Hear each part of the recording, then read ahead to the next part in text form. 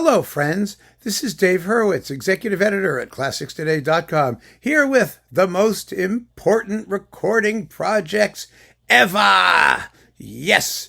And this one, I think, gives us a wonderful overview of the revolution that whipped through the classical music industry in the second half of the 20th century, particularly when it came to the rise of the so-called independent labels.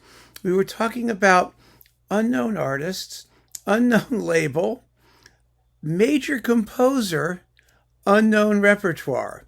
A very, very interesting formula, which the BIS label, led by Robert von Bahr, led to success with this project, which really a lot of people have forgotten about in the meantime, which I find kind of astonishing. The complete Grieg piano music, performed by Eva Knardahl. Now, Eva Knardahl, nobody knew who Eva Knardahl was. Very few people. She was an extraordinary pianist, a child prodigy. She spent a lot of her life in the United States. She was the concert pianist for the Minneapolis Symphony, or the Minnesota Orchestra as it later became. For many, many years, she had a really solid career, but she wasn't known as a major soloist. What she was a mighty fine pianist and a major artist. And she was Norwegian, which is a good thing. And she was playing lots of Grieg. Now, Grieg is another one of those composers. What an inspired choice for a major project. Why? Because everybody loves Grieg. Everybody thinks they know Grieg. And there's tons of Grieg that nobody knows. People don't really know his songs. People don't really know his piano works. Yeah, we know the lyric suite, the lyric pieces, some of them, because Emile Gilels made a disc of them, and some other people maybe did complete sets of them. And then there's the ballade and the sonata, a couple other works for piano, the original version of the Holberg suite. But Grieg, more than anything else, was a composer for the keyboard. And the complete piano works in this box, which was issued in the 1970s, between 1977 and actually 1993, but that was later. That was the original version of the piano concerto. Really the 3 or 4 year period between 77 and 80, 81.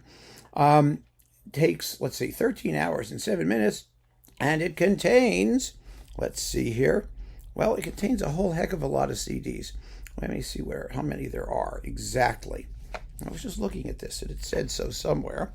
Well, we can do it the easy way and just look at the extremely nice booklet. This is a high-class, high-quality act all the way through. Here we are, disc 4, disc 7, disc 52. No, I'm just kidding. I think it's 12 or 13 discs, all told, including the concertos. Disc 12. Let's see. Yes, 12 discs. And really, in this particular box, which has all of Eva Knardahl's stuff, plus the original version of the piano concerto with Leve Dovinger, or however you pronounce his name. Anyway, this is really cool. So when this started coming out, let me just tell you where we were in the universe when this started coming out. Nobody knew what BIS was. Nobody knew who Eva Knardahl was. We all know who Grieg was. Nobody knew he wrote so much piano music. There are little things, there are larger things, there are wonderful things. There are all the folk song arrangements and things like that. It was a repertoire that had been almost completely unexplored. And everybody sort of scratched their heads when this came out and said, well, okay, so they say they're going to do the complete Grieg piano music, but who cares? We only listen to the stuff that's worth listening to, and the rest of it obviously isn't worth listening to. Well, we were wrong, because it's mostly worth listening to. Sure, there are little sniglets, there are tiny things. There are the piano versions of the Peer Gynt suites. There's all kinds of, interesting and nifty stuff, things that were orchestral works that were transcribed, and things that were all piano works and folk song arrangements, and there is a much greater depth to our picture of this beloved composer if you are able to contemplate his oeuvre as a whole, rather than just the little sniglets that we tend to enjoy. So this became a project that got a lot of attention. And it was a brilliant idea, and it sparked a revolutionary movement. The revolutionary movement was record everything by everybody who's famous. Because you see, the key to getting known in the classical music biz was to find something by a major composer that hadn't been done before. And most major composers write things that haven't been done before. I mean, sometimes there's a reason they haven't been done before. It's because they suck. But as often as not, there are some gems that for whatever reason got ignored. Even Mahler, somebody who didn't write all that much, just have the symphonies and the songs. The early songs, Das Klagende Lied became a big thing. Because when the record industry, the classical music industry, started recording hundreds of billions of versions of the same thing over and over and over and over and over and over and over and over, it was a big deal if you could find stuff that major composers did that wasn't known. Because people would only buy stuff by major composers, by and large, right? They weren't interested, however wonderful it might be, in people they never heard of. They wanted people they heard of. But if you could find things that weren't well known, that was the inspiration, that was the motive force behind the insane explosion of recordings surrounding the Mozart year. Remember that? In 1991, the Mozart bicentenary of his death, where they started recording, because there was tons of Mozart nobody knew. There was all the early symphonies, there were early serenades, there were the early operas, there was all this stuff, and people didn't know it. So you could record it. You could record tons of it because it was all Mozart. It must be all equally great. Well, it's not all equally great. It's not all equally great with Grieg. It isn't. But this was a much more manageable project than to do everything by Mozart or by Bach, or all of these complete editions, you see, were predicated on the concept that unknown works by great composers should be treated with the same sort of mindless, lemming-like acclaim as the great works by the great composers. We should abandon our critical faculties when listening to these things and just assume it's all equally wonderful. I mean, that's what the marketing depended on. It depended on that concept.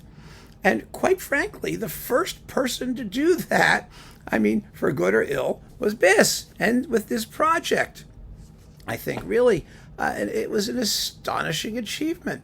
In fact, it's kind of amazing how many of the most important recording projects ever are going to turn out to be keyboard projects, because they were less expensive and because there's so much keyboard music, because most composers were pianists.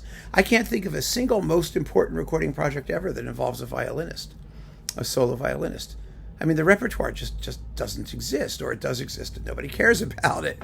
But in this particular case, because most great composers did not write scads of solo violin music for some odd reason, or not, I mean, it's piano and keyboard people.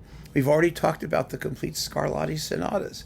Well, this is a project of that type. It really is. And I remember when these were coming out. I remember vividly, and I was thinking, first of all, who the hell is Eva Knardahl? And second of all, what the heck is BIS? And who knew Grieg wrote so much music? I mean, we just didn't think about it. But all of a sudden, we had to think about it. Why? Because the performances were splendid, because she was a perfect exponent of the music, because BIS's sonics and production values were second to none. You got good notes, you got beautiful sound. They had a look. It was very Robert von Barisch, which means it was stripped bare. It was black. All the albums were black. And they stayed in print, and they are still in print, and you could get them and listen to them over time. And, when BIS started doing the complete Sibelius, that enormous project, and they've done other complete things, too, that people don't think about. Things like Schnittke symphonies, for example, the only complete symphony cycle. But when they started doing the Sibelius, people sort of forgot about this. And since then, there have been other complete Griegs. There's a very, very fine one on Naxos, which is just as good as this, quite frankly. It's really, really good. I think it's with Einar Stein Nuckelberg, someone like that, but another really good Norwegian pianist. But or another one. I have it over there. I have to go look. But the bottom line is the importance of this cannot be overestimated. And, that's what I'm trying to do, by the way, with this series. I know I've seen the lists. You're all shoving out the lists. Importance means two things for me in the context of this series. Number one is important musically, because it's fabulous. And second of all, important in the history of recordings, the discography, for the effect it had, not just on what the behavior of record labels and what they started to do and what it represented for the industry, but also how well it did, how the acclaim it got, the attention it got, the wake-up factor.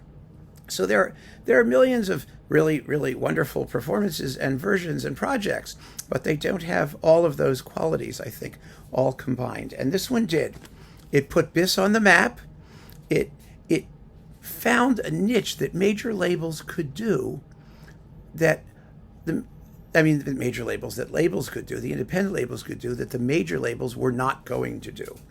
No major label would have attempted a complete Grieg edition. Now, of course, they're doing complete boxes of everything because they've woken up to the fact that they have the repertoire. They might as well reissue it. But as an original project with new recordings by an unknown artist, it's inconceivable that a major label could have undertaken a project of this type. And so I admire this enormously. I still listen to it. I love it. It's wonderful. It sounds great. And it changed the classical music industry. And that's what really matters. Because after this, all of those other weird complete editions that we're going to be talking about, believe me, they're coming. I'm not going to say what they are because I'm not giving away the house before we get there. But you know what some of them are.